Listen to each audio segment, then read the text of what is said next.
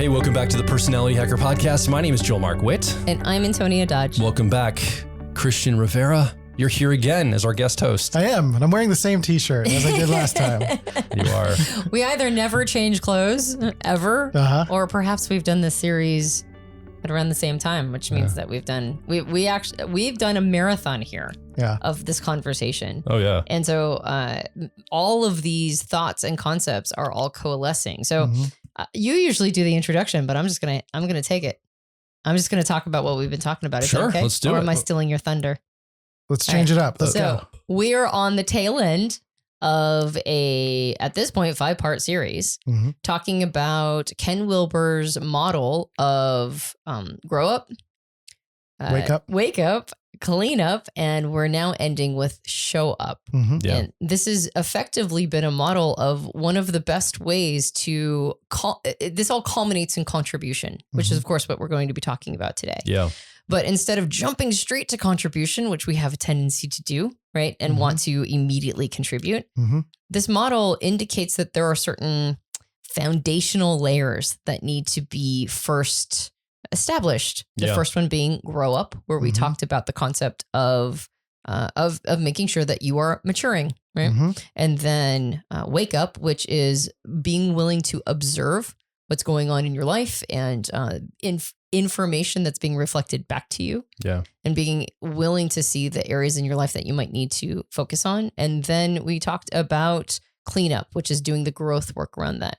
But before we get into show up, I'd like to introduce Christian Rivera, which welcome back. Thank you. Christian. Excited. Yeah. And if you haven't been with us throughout this entire series, Christian is kind of a jack of all trades here at Personality Hacker. He's our creative director. He does a lot of behind the camera work, but now you're in front of the camera more and more, and you're part of our Personality Hacker Quest program. And bringing concepts like these to the table, which are, if you've watched this whole series, and hopefully you have, because I think it's important to start from the beginning for this whole series, that it's a very big idea. It's a big concept, and it all lends and leads to this idea of showing up, which can often be conflated with like showing up because of guilt or fear or shame.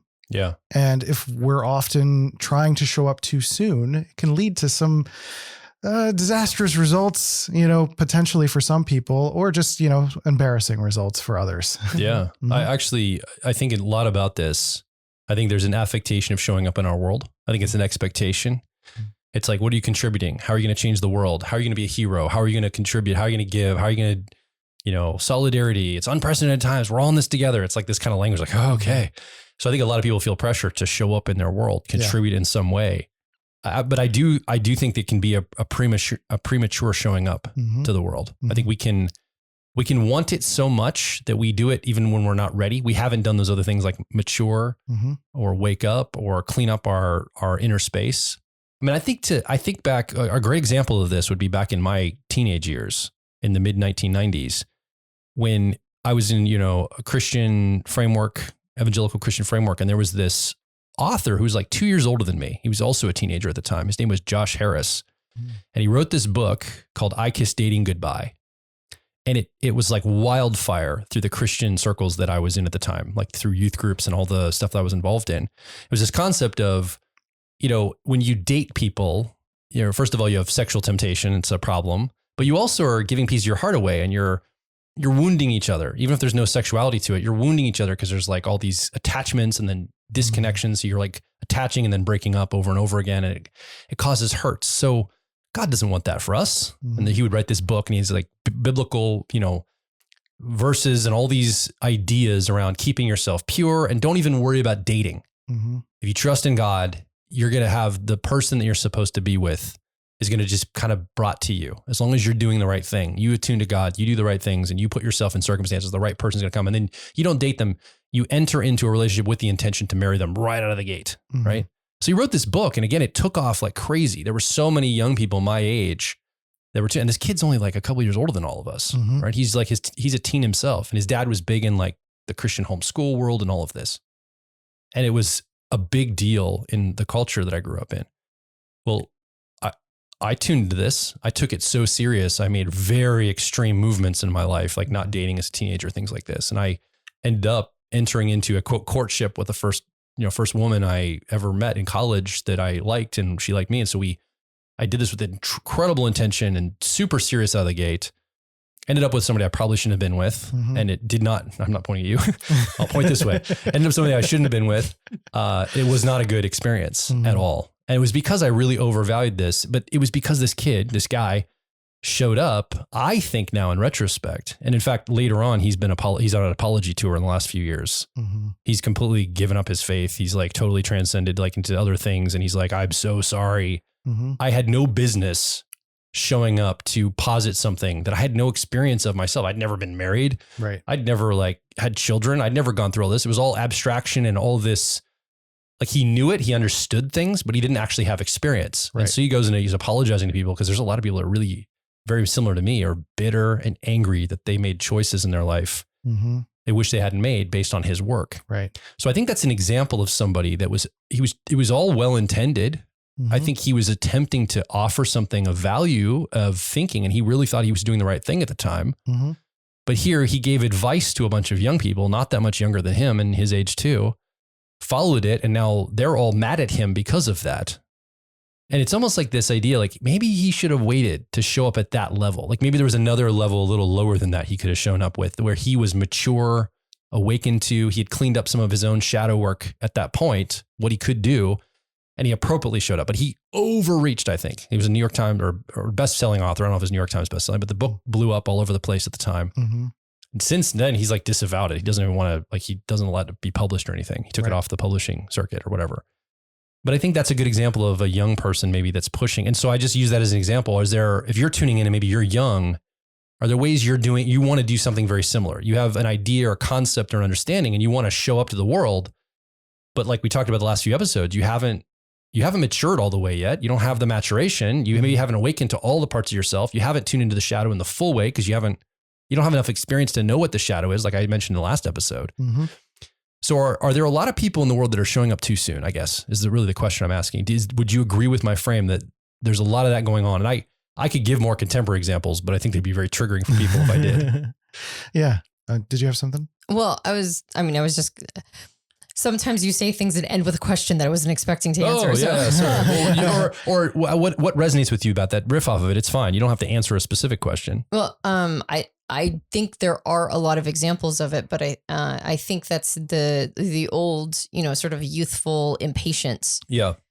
To flip the stack. The foundational stack, as we've talked about, is to grow up. And that's the first foundational component because it follows you throughout the entire journey. And there is a desire to flip it and start with show up. And I think what ends up happening, and this is, I think contemporary language we call that virtue signaling, right? We call it communicating something that you may or may not truly know or be wrested into, or maybe even borrowed from other people. In fact, invariably borrowed from other people. These aren't really your values because you haven't had time to figure them out on your own. Yeah. But you want to communicate them loud and you want to have an impact and you want everybody to hear this. And you have a desire for everybody to have a meeting of the minds on this. And this is super important that everybody agree with you on it. Yeah. And so it ends up being that the show up component is more about your persona. We talked about in earlier episodes, the persona being the interface with the outside world. And so in that case, show up is your interface with the outside world, but it might not be an expression of your whole self. Right. And I think that's when I've heard you talk about show up, you're more talking about an emergent that happens when all the other elements have been established. Yeah. There's a couple of avenues here. I think the first big one is the trickiness that I feel in my mind around talking about young people showing up in a way that I don't know that I want to actively discourage it. Exactly. Because it's well-intended. It's well-intended. And it's often an exploration of one's expression or potential or something that really means something to them. Well, and a lot of times it's a trigger point for growing up. And it's a trigger point for growing up, or they have a wake up moment. Like with your example, he kind of woke up to this idea that he put out this big book and now is on an apology tour. And, obviously there's big potential if you can write a book that reaches such a scale and then also do an apology tour that I'm sure doesn't reach the same exact scale, but I'm sure people are following along. and have some impact by that. Like there's a story there, and that story in and of itself is very valuable to humanity. And I'm sure through his process of going through an attempted show up and then having to grow up through that process, realize that you were wrong through probably a wake up process of some kind, waking up to your own, to the damage you've done, so to speak, and then going through some cleanup work, apology tour, and then also reconciling with the inner relationship to that. You know, there's an emergence that probably we haven't seen yet from someone like that, who is going to show up with a unique knowledge of having been one person who has written a book like that has had such a massive impact. Yeah. That could potentially prevent someone from being hasty and doing that again, so that people can show up to their world as opposed to showing up to the world, which is part of what we're mentioning, is this idea that we have more access to quote unquote the world more than ever before. And there's this eagerness to show up bigger than what our capacities actually are, right? That's what developmental models are really helpful for, is knowing where our limits are. But we don't always want to stay within our confines. You're a toddler, you want to leave the crib, You're a teenager, you want to leave the house. Like, it's a very natural human tendency to expand beyond our limits. But if we go too far, too fast, then we end up undermining ourselves, and it can be a big challenge. Well, and in the situation you're talking about, like you mentioned, there were people who made life decisions on it. So a person could hear you and say, yeah, but people made these choices based on this show up of this person, and it had implications. But then you go back to the individuals involved, and, you know, in the cleanup, we also talked about own up. So it's like, well, just how much projecting onto the other person in this book, right? Yeah. It's like, well, I'm sure you and others learned a valuable lesson, Joel, which is don't overvalue a book. Right. Of course. And make life decisions on it. And I'm not saying that about you. Of course. You've worked through it. You're not angry or anything. You're just using it as an example.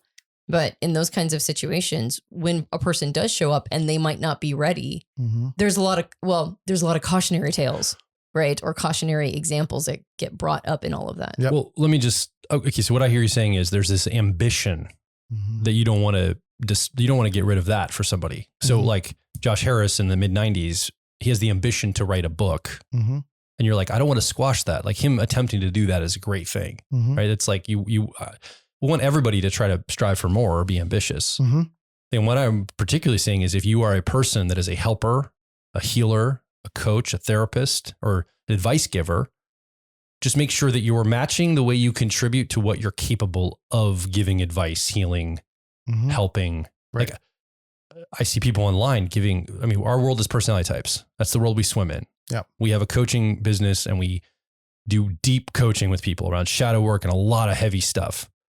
And I'm horrified by some young people online giving other people advice as their I'm the expert, and people are like, thanks so much, writing notes. I'm like, no, don't, please be careful. Like, that's not exactly how that works. And they're like 19, like, they're not going to necessarily have it.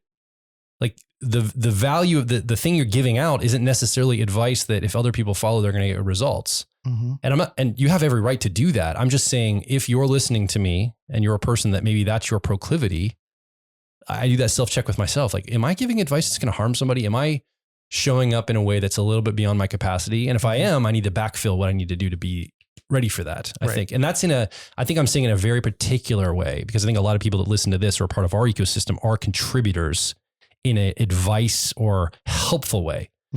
So I'm actually speaking to that in a very narrow sense, not just in general. Don't have any ambition. Don't try to contribute to the world in any way. I'm just saying in a very narrowed, like, you want to cast this as the value set. Well, make sure you really thought about, because other people hear you and might act upon that, right? Yeah. Well, I think because we're at the beginning of this episode, let's go ahead and talk about what it looks like when you show up, when you're doing it the way that we're kind of I sound like a grumpy old man. And you kids, listen here, young person. I just really need everybody to understand this. No, I don't mean to be that way coming out of the gate. Thank you for steering us back to the positive, the thing we're here to talk about. I think that's important, though. And you're also a mismatcher. So sometimes you understand things based on their opposite. But I think I agree. I think that is important, because what it does is it creates a contrast Because you're going to be a model of something. Yes. If you're showing up, you're going to be a model of something. Do you want to be a cautionary tale and a model of what not to do? Or would you like to be a model of inspiration and of a font of wisdom and somebody who actually, can help move the needle? Like when you show up, you're making the impact that you desire to make. Mm-hmm. And so we've got, I don't think it was bad that you mentioned all of that, because I think we do have a lot of insistence in the zeitgeist to show up, Mm-hmm. and whether or not we're ready to show up in the way that, that we wish we would have the impact we want to have. Mm-hmm. So what it looks like when a person's, when an individual is showing up without having the basis of the maturing and the self-awareness and the personal growth work. Yeah.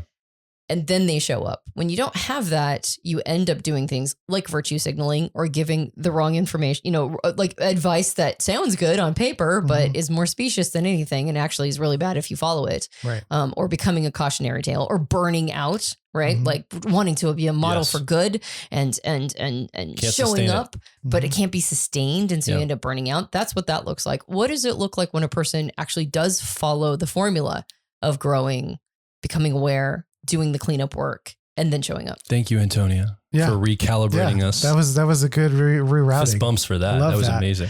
I think one of the biggest differences between someone showing up too soon and someone showing up going through this process is the cleanup process in particular. I think the cleanup process is a process of seeing that we are not a creature just ruining everyone's lives and just ruining the earth or a bane in some sort of way to someone's life. You mean Yeah. as individuals? As individuals. Yeah. And sort of like how we view humanity sometimes too. When we do the cleanup work, if we try to show up before we do cleanup work, we're actually acting out of fear, of guilt, of shame, of these stories that society tells us we should be, and therefore projecting that back out into perhaps the art we create or the stories we tell or the books we write in order to reinforce how we believe the world is broken, right? I think the difference in someone going through cleanup work and going through all of these stages in particular is that if we start to accept ourselves as not really a broken person, but someone who is viewing the world through distortions, like it's almost like there's this house of mirrors that we're looking at the world through, and we're not able to really see our whole self because we have these distortions. Someone has perhaps in our lives created this distortion that we look at ourselves, that we should look at ourselves this way, or that we need to throttle our assertiveness, or some repetition of versions of who we are that keep us from seeing who we really are. So the cleanup work is the ability for us to get closer to seeing who we are as a person. And if we accept ourselves and by proxy own our limitations, and therefore actually get real about what it is we're capable of and what we can actually contribute to, which could be massive potential, or it could be something much more focused and smaller and has an impact, but a different kind of impact than maybe you fantasized about when you were younger. It's also removing distortions of how we see the outside world. Our outside, again, reflects the inside. So how we view the world is usually a reflection of how we view ourselves. So if we start to accept who we are as a person, it's less hunting for how the world is broken and beaten up and there's all these bad things happening. Like there's so much amazing, beautiful happenings in the world in terms of literally on the planet, like just beautiful natural ecosystems. Yeah. Like if you go on a road trip and you meet a random stranger, you'll usually have a lovely interaction with somebody, like 99% of the time. Human beings are just like lovely, connective, desiring to connect human beings, right? And if we're approaching the world with this constant fear, with this constant panic or guilt or shame, or believing that we have to distort the world the way that we've been distorted ourselves, then we are constantly on a mission or a crusade to change the way the world is versus changing the way we see the world. And that's often what someone who shows up to showing up work is that they've ultimately fundamentally started to change and continue to wipe the lenses around. like how they see the world. And part of the show up work is like continuing to go through this process, continuing to go through growing up and cleaning up and waking up so that you're seeing things clearly, because it's really easy to have our vision distorted again. And that means a number of things. Like I can usually tell for myself when I am pushing past a limit that's uncomfortable, like too far past the limit, because we are always pushing our limits. But like if we're going too far, then it's kind of like Mihai Csikszentmihalyi. I forget how to say his last name. Csikszentmihalyi. Nice work. Thank you. I don't even know if that's right. It just sounds right. But he talks about flow, and flow is this idea that if you are going too far past challenge, it becomes discouraging. And if you're doing something that's too easy, it just becomes boring and you have no interest in it.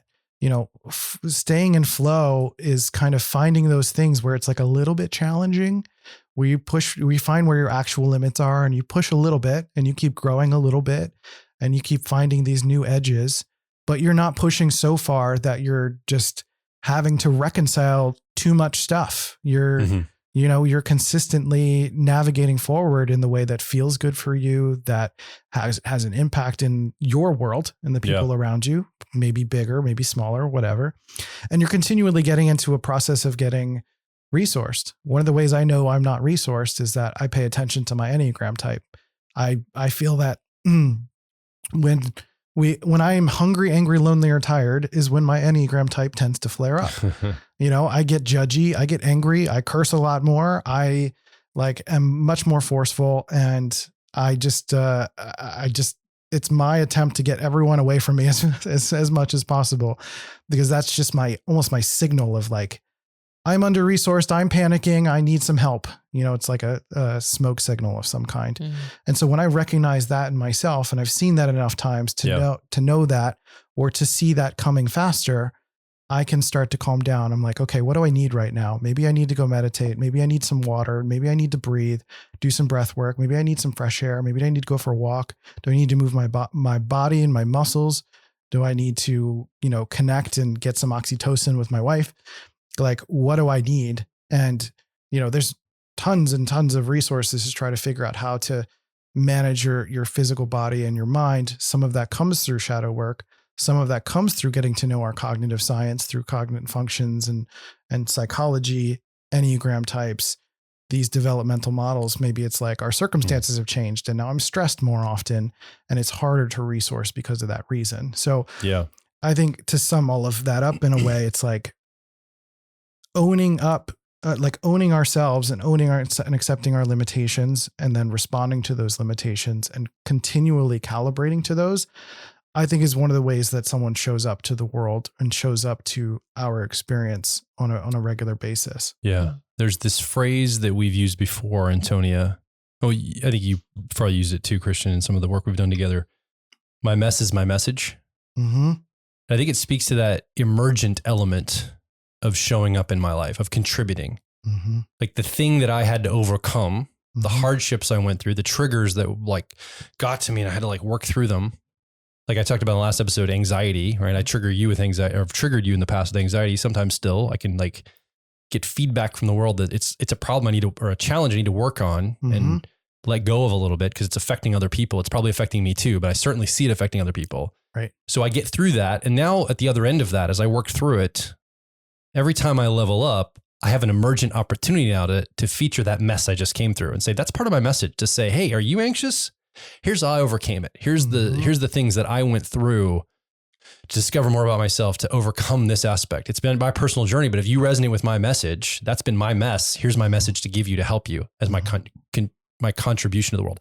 I think that's really what I was trying to say is I don't know if, back to the Josh Harris example, he had gone through any kind of mess to where he needed to give a message out for. It was like a preemptive message that was abstraction of some sort. And I guess that's what I'm trying to tune to is what is in your life as you're listening or following along that's been your mess? What is the thing that you've overcome? Because you're going to have some self-esteem around it too. You've watched yourself overcome it. You've taken account of it. And now you're on good footing to contribute around that area, that topic. In fact, that's where you probably should start with your contribution. Yeah. I like your measurement of flow state. I think that's really interesting too. Yeah. That's when we show up and give messages before we've earned them. Yeah. Basically, when I hear your message, it makes me think of a couple episodes ago, we were talking about earning status or earning, whatever it is that we like to believe we're at, but we're not yet because we actually haven't earned that position. Have we earned the right to give a message? And we do that by getting through our own mess. Yeah. And so your statement of calibrating, like constantly calibrating and keeping your resource management, there's basic resource management, which is, am I a resourced person in all the ways that you just mentioned? Mm-hmm. Right? Is my body resourced? Is my heart resourced? Is my mind resourced?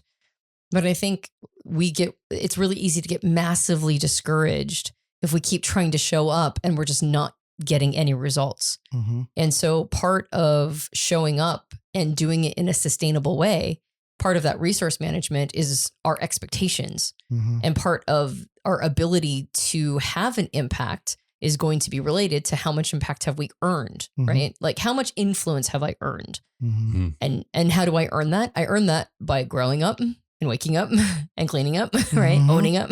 I Mhm. earned that through all of that process. Mm-hmm. And when you become a model of that, I think people hear the ring of truth. They can tell. Sometimes we follow things that are a gilded version for a time. And I think when we follow gilded versions, it's because the gilding is validating our desire to gild, Mm-hmm. right? Our desire to paint over it. Mm-hmm. And so we'll follow people who seem to be getting success through a painted over version of it. Yeah. But at the end of the day, that's like somebody else's coping mechanism validating our coping mechanism. So we'll follow that. I think though that when we're truly, again, not just trying to understand our problems, but truly solve them, we're listening for truth. Mhm. And we can hear it, our inner wisdom, our discrete inner voices. We can hear when somebody's like the real deal. Mm-hmm. How can we tell? They have a central nervous system that's relaxed, right? There's so much, they're rested into themselves. We can feel it. We can Mhm. hear it in their voice. Mm-hmm. We can feel it in their affectation, in their persona. Mm-hmm. And who has those? Or because we're all seeking that for the most part, unless we're trying to get a validated coping mechanism, most of us are seeking that.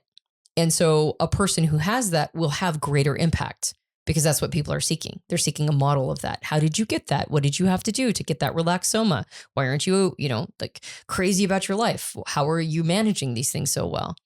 And you earn that. You earn the centered nervous system. You Mhm. earn the relaxed soma. You earn all of that by going through all of those parts. So it's not conceptual. It's not your message, your show up. And it doesn't even have to be a specific message. It can just be modeling what it means to be a good parent Mhm. or modeling because our expectations of our impact are also kind of unreasonably high, Mm-hmm. right? Like not just in have I earned it, but like in the ecosystem of the world, we see some people shoot to the top really fast and they have all of this impact and we envy it. We desire it for ourselves to have that kind of impact in whatever way. But we don't know what's coming for them later. If if they didn't earn it and they're not resourced for it, we actually don't know if they're going to end up being a cautionary tale like we're talking about. Mm-hmm. But for us, sometimes impact showing up is being a person that other people go to for advice, or being somebody who communicates what it means to be a good parent, or to be a good partner, or to be somebody who's like a good at their job and shows up and has self-confidence around it. Like that could be our impact. That could be our showing up. Mm-hmm. It doesn't have to necessarily be like a activist stance or a specific message we're trying to give to other people. Mm-hmm. And the influence, the showing up influence we have, I think is, again, and I love this model, so I always route back to it, is the DIKW model, Mhm. which is data, information, knowledge, and wisdom. When a person is showing up having gone through the other levels, they're usually at the wisdom time period, right? Mhm. They've done the hard work of seeing the limitations of their idealism. Mhm. They've let go of a bunch of should statements, right? It should be this way. Mhm. We should kiss dating goodbye. We should do this. This should be our cause. This should be the thing I'm getting arrested for. This should be what I'm saying on social media. Mhm. When you get to the wisdom part, wisdom basically means you let go a bunch of shoulds. Mhm. You just go, well, it doesn't really work that way. It actually works this way. So I don't care what the should statements are. This is reality. Yeah. Like you're meeting reality where it's at. And you're still you're still showing up, Mhm. right? You're meeting reality where it's at and you're still showing up, and people go, oh, what's your secret? Yeah. Right. And Yeah. the secret is going through the other stages. And someone who's bringing that wisdom is showing, not telling. They're demonstrating their being, and usually being within their specific, like it's a lot more narrow than you would imagine it would be when you were younger. It's, it might be that it is around anxiety. It might, for me, I recently, I can't remember if I mentioned on this episode or previous ones. It's all blending together for me at this point. But I hosted a mental wellness open mic night. Yeah. And my mental health and my illness and my story has been a big part of my life. I mean, I wanted to end my life when I was 11 years old. So it's very much a big part of my narrative. But there's a big old complicated web of what that narrative means, a lot of which I documented in my podcast called Happy Chemicals. And showing up to create something that is a slight reframe of the mental health experience, a mental wellness open mic night, is a demonstration of me attempting to show up. Or actually, it is me showing up. Yeah. But even in that process of me showing up, I learned things in that moment because I had this fantasy of what that's going to look like, because this is the first time I've done it. So there are things that I've actually learned and actually brought to the experience, but that there was still plenty of hubris that I brought to this new experience too. Mm-hmm. So it's not as if I show up perfect into these new situations. It's like I show up still with kind of an expectation of how it's going to go.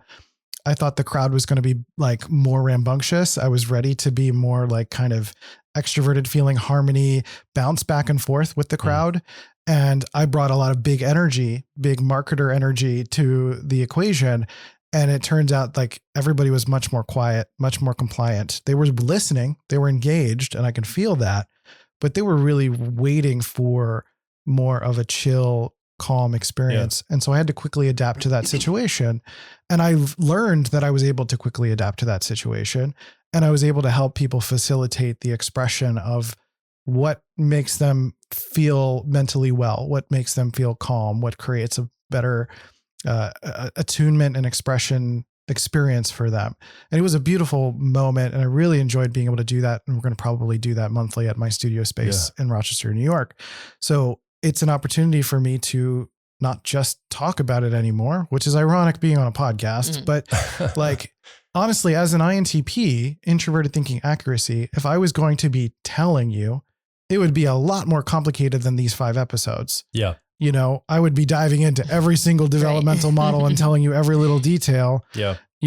But that's not the case. I'm trying to give you, some inspiration, some cliff notes to potentially hang your hat on, to maybe explore for yourself, or just looking at the big model, or even just like being able to enjoy, laughing and talking about this with us. Like I personally, I don't have this mission to change like the mental health conversation or anything like that. I have lived a life that was too serious. And it was too focused on my story. And I felt like I was navigating life in this way that was just like very downtrodden. And I think really the goal for me is like, I want to live more in service and joy. I want to be able to enter experiences and make sure that I'm enjoying myself. And then by proxy of that, other people are enjoying themselves, sharing ideas that are interesting to me. And then by product, there are people who find that interesting, because I'm not alone in the things that I'm interested in, or the things that I care about, or what I find funny. Yeah. Right. Yeah. Yeah. You're not just trying to start important conversations. No, no, not on purpose, at least. What I love about the show up element is it's hard to stay a fantasist, because this is your output time period. In your input, even though there is input output in the other ones, grow up has input output connotations, because as we talked about before, our persona, which is our interface with the outside world, has to be a part of the grow up experience. And I think even wake up, you have to receive feedback from the outside world, and then you do things, and then the world gives feedback. So there's some output there. And in cleanup, oftentimes there's output, right? Some output, but most of the time it's still focusing on the self. In show up, this is when you now turn your attention to your impact and what you're going to be doing in the outside world. And the outside world is, reality doesn't coddle us.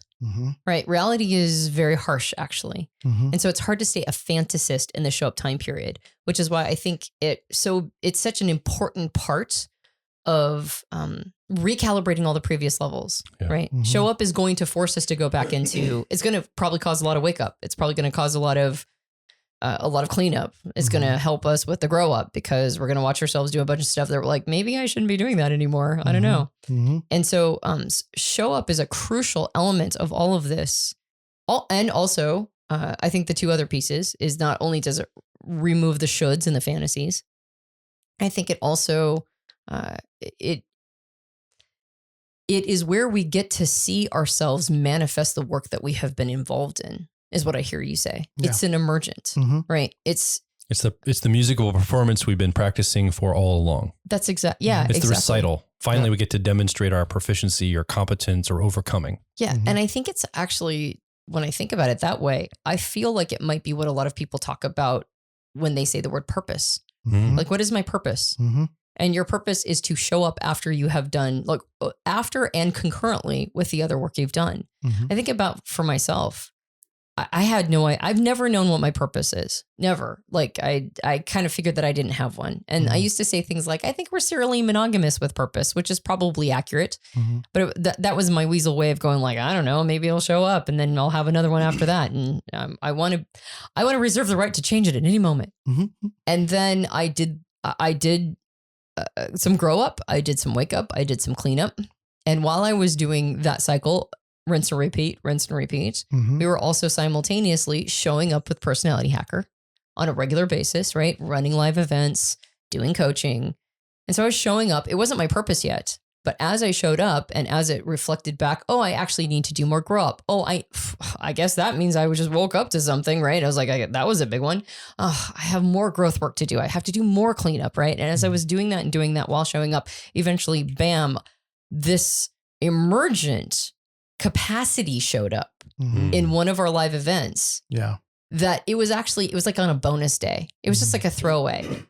And something happened that I went, oh, I'm tapping into a totally different capacity to show up than I've ever seen before. Mm-hmm. And it was so rewarding. And it was such an expression of all the other work I had done before. I was like, oh, this is the widget I am. Like if the universe turns us into widgets to do things, this is the widget I am.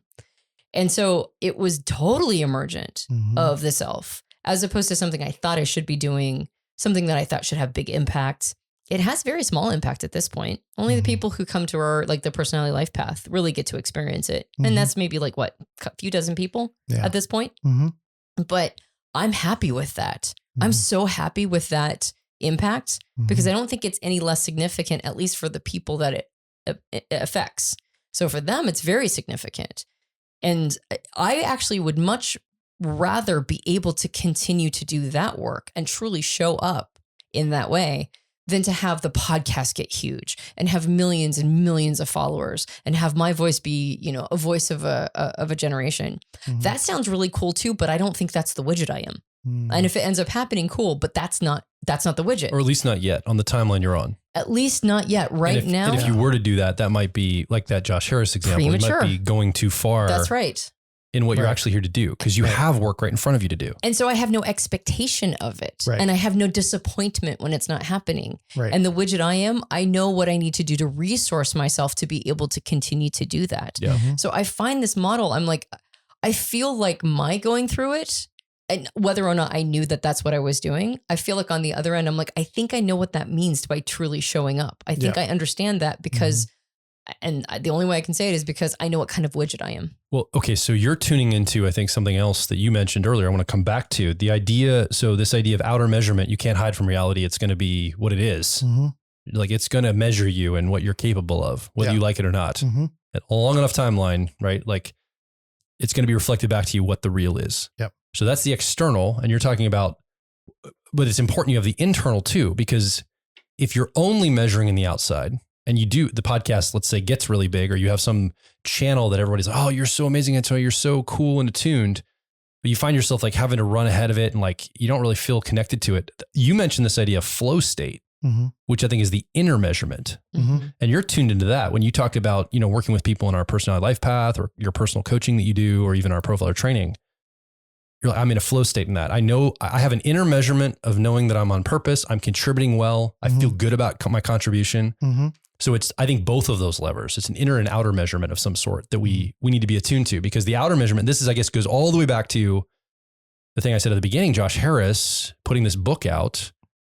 Do you realize how many accolades he got from his peer group, like people my age? But I would 10X that for the adults in our lives, our parents' generation and grandparents' generation, were like, you are doing the right thing, man. You're doing God's work by getting young people to be, purity focused and all that. Like, they had a bunch of like positive, just keep doing it. They propped him up. Yeah. But he probably wasn't maybe as tuned to maybe the flow state or is this really what my values are? Is this exactly, do I have the experience for this? But he was kind of pushed. So you have to be careful if you only take the outer world measurement. It can prop you up and you're not tuned into the self to say, okay, I'm equipped for this contribution. This is feeling good to me. This is the contribution I want to have. You might just be pushed into something and then you find yourself in a place where you're like, I don't even like doing what I'm doing. I don't like contributing this way. I feel burned out. I can't sustain it. I feel fake. I feel like an imposter. Fill in the blank of whatever the story is. Right. So I think those two things are really, really important. I'm glad you said flow state, because I had never thought of that before in that same way. I think that's really key. Yeah.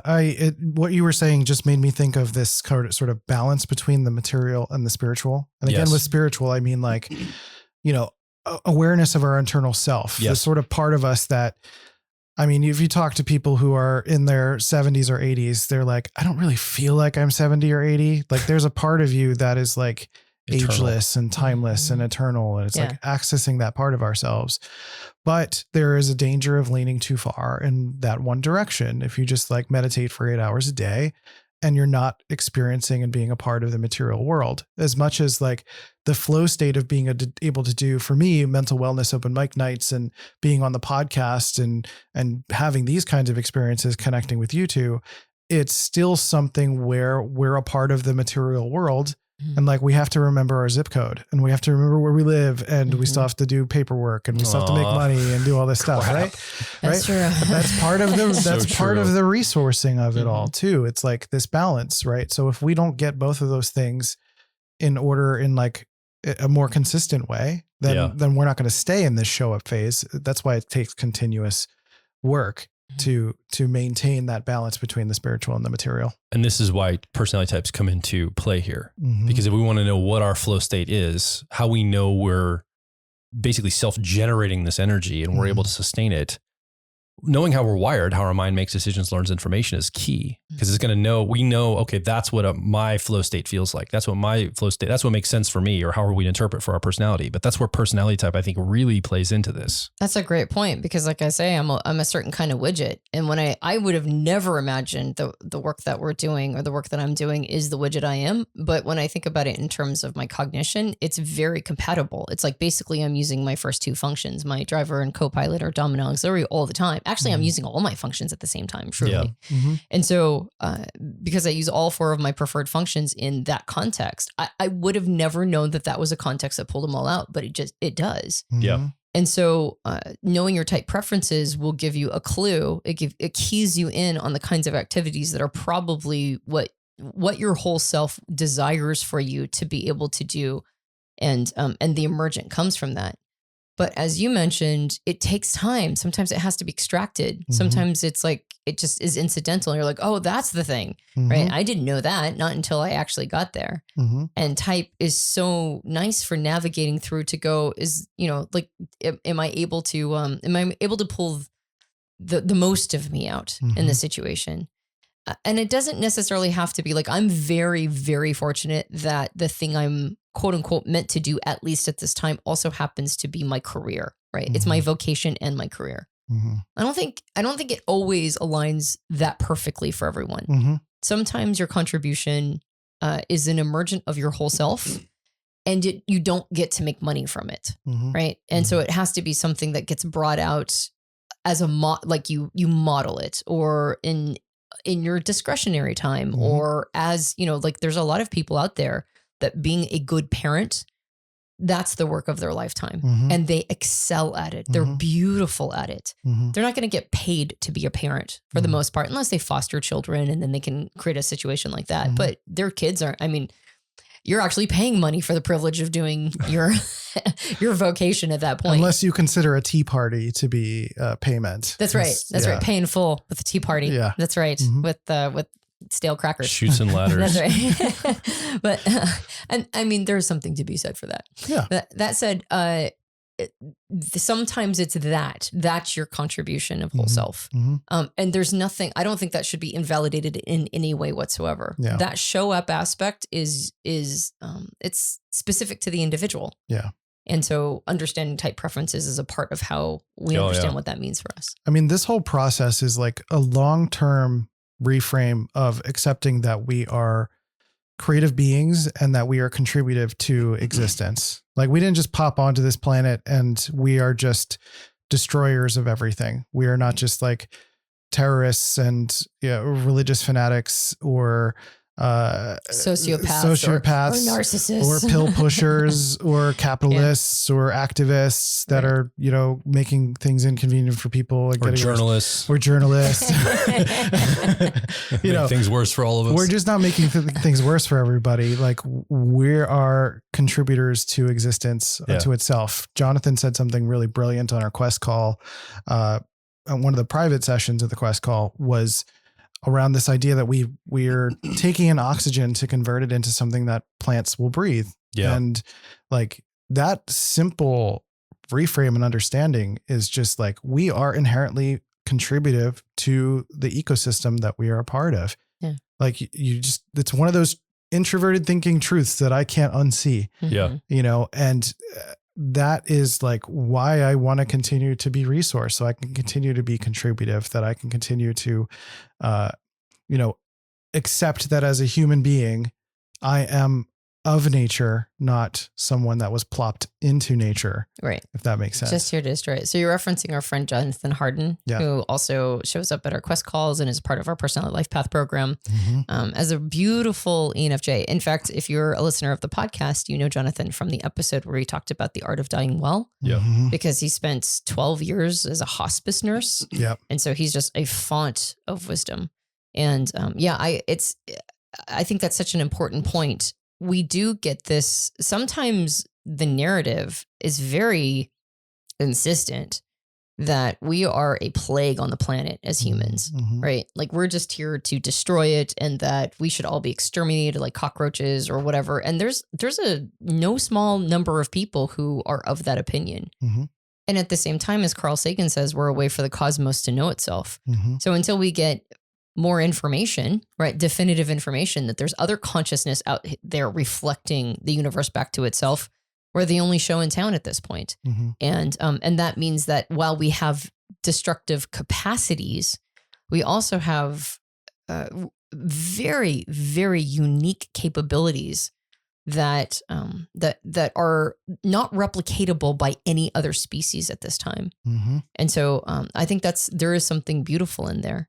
And the way that we can all show up in the best way possible. Because you see what happens. I mean, we talked about, that you gave the example of the young man who wrote the book who had a not great impact on a whole generation of young people who apologizes for it at this point. Probably has learned a lot of lessons about grow up, wake up and clean up, right? And probably is doing that work. Oh yeah. And perhaps right now is on the path of show up. Yep. But you see people who front load show up also in religious ideologies. Fanaticism is a show up without having done the previous stuff. Any sort of extreme, pushing extreme narratives is a show up without having done the previous work. And it can get very destructive, more so than marrying the wrong person, right? It can blow people up destructive. Yep. And so it's not to revoke the show up. It's not to say that humans are vermin. It's that there's an order to things. And one of those orders is don't show up until you at least started growing up, right? Don't show up until you've done some waking up, until you've done some cleaning up. Show up is the final piece. And you can show up early on, just know that it's going to be a frustrating experience and it's going to keep pointing you back to grow up. It's just like the arrow just keeps pointing, get back to grow up. Even people have gone through those phases. The arrow keeps pointing to grow up, right? I want to say something about Josh Harris that I actually respect him. To his credit, he didn't just go hide away. Mm-hmm. Like he decided as a young man to show up and posit something that affected a lot of people. It could be easier to say, well, I don't know anybody apology. I'm just going to hide away in shame. But he said, you know what? I'm going to show up to what I originally started. Mm-hmm. Dr. Darinardi, our friend, talks about this idea of a karmic responsibility. When you start something, you send a message or a message or some kind of a framework into the world, like being responsible to that karmically. Yeah. Right. Whatever that means for you listening or watching. Mm-hmm.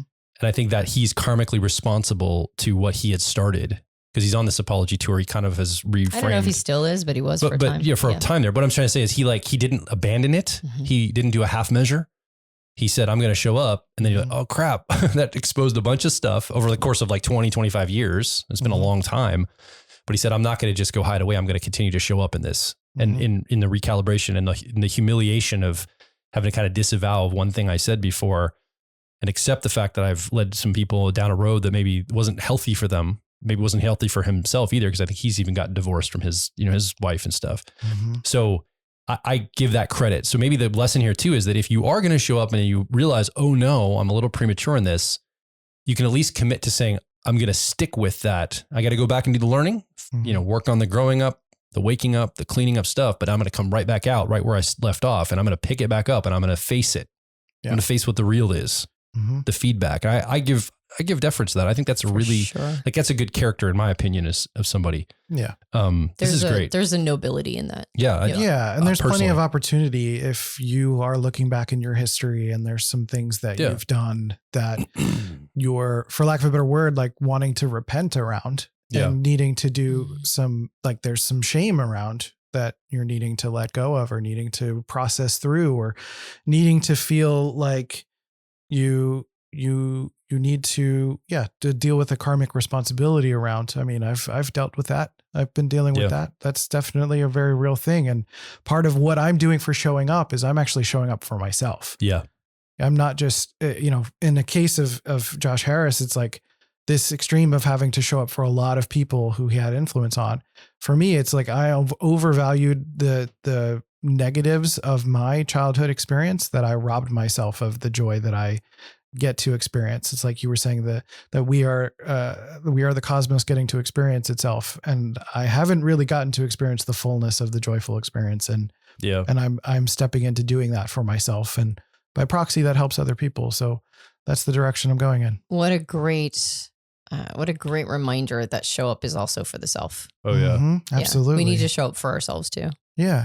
Because then it can get quickly co-opted again as like a external thing that we have to do. And we're right back to virtue signaling and we're right back to all the other stuff. Yeah. We're right back into the belief that the world is broken. And, then that starts to undermine us again. I like that frame. I'm going to want to explore that on a future episode at some point. And I have to ask you, if Jonathan's a font of wisdom, would you say you're a Helvetica of wisdom?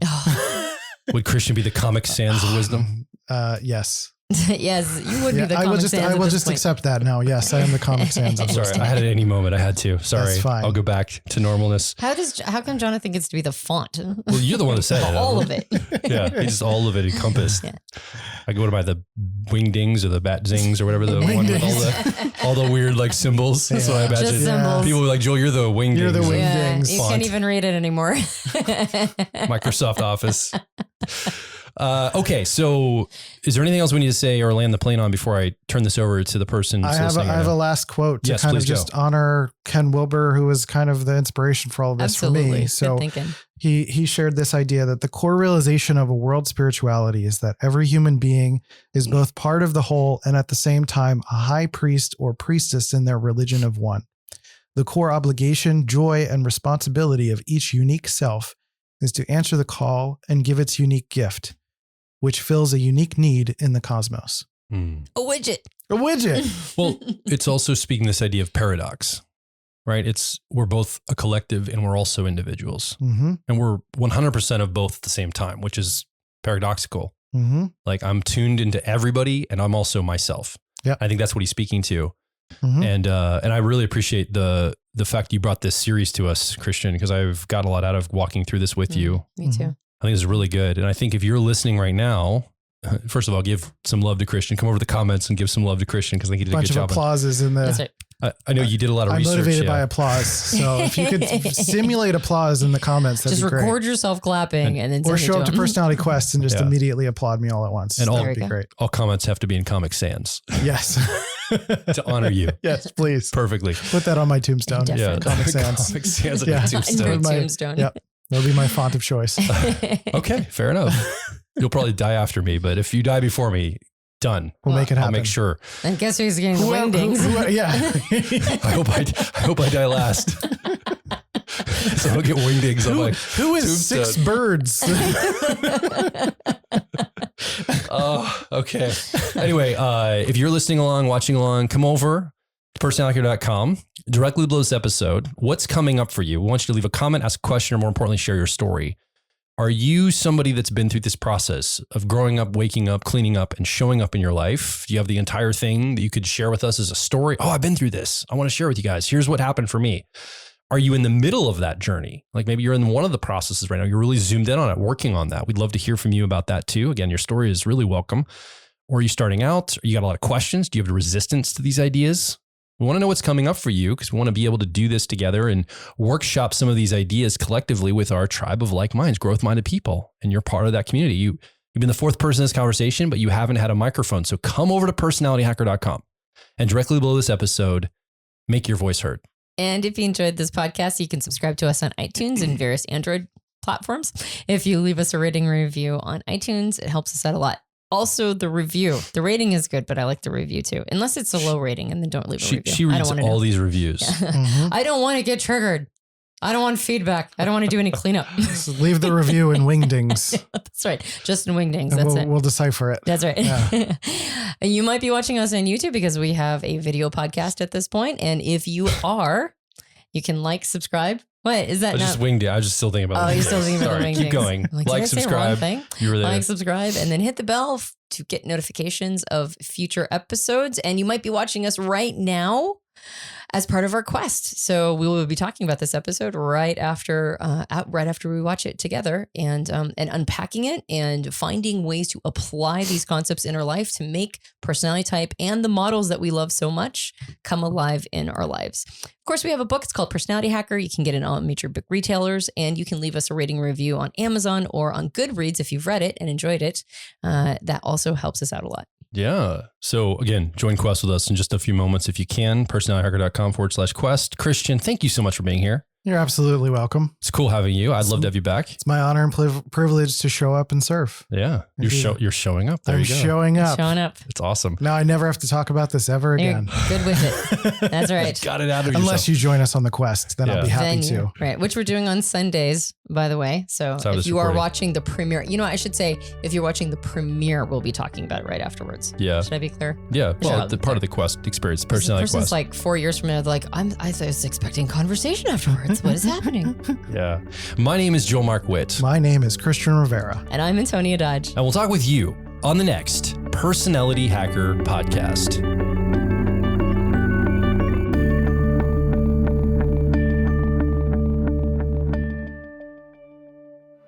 Hey, it's Joel from Personality Hacker.